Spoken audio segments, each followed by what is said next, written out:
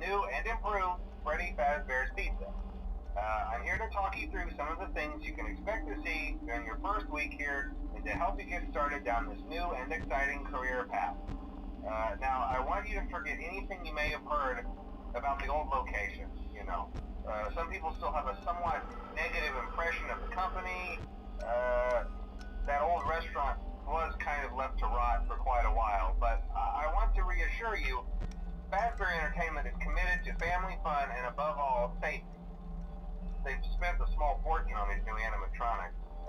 Facial recognition, advanced mobility, they even let them walk around during the day.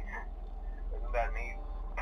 But most importantly, they're all tied into some kind of criminal database so they can detect a predator a mile away. Heck, we should be paying them to guard you. Now that being said, no new system is without its kinks. You're only the second guard to work at that location. The first guy finished his week but complained about conditions. We switched him over to the day shift. So, hey, lucky you, right? Mainly he expressed concern that certain characters seemed to move around at night and even attempted to get into his office. Now, from what we know, that should be impossible. That restaurant should be the safest place on Earth. So while our engineers don't really have an explanation for this, the working theory is that the robots were never given a proper night mode. So when it gets quiet, they think they're in the wrong room. So then they go try to find where the people are, and in this case, that's your office. So our temporary solution is this. There's a music box over by the prize counter, and it's rigged to be wound up remotely. So just every once in a while, switch over to the prize counter video feed and wind it up for a few seconds. It doesn't seem to affect all of the animatronics, but it does affect one of them. And as for the rest of them, we have an even easier solution. You see, there may be a minor glitch in the system, something about robots seeing you as an endoskeleton without a costume on and wanting to stuff you into a suit. So hey, we've given you an empty Freddy Fazbear head. Problem solved. You can put it on any time and leave it on for as long as you want. Eventually anything that wandered in will wander back out. Something else worth mentioning is kind of the quirky modern design of the building. You may have noticed there are no doors for you to close. But hey, you have light, and even though your flashlight can run out of power, the building cannot. So don't worry about the place going dark. Well, I think that's it. You should be golden. Check the lights, put on the Freddy head if you need to. Keep the music box wound up. Piece of cake. Have a good night, and I'll talk to you tomorrow.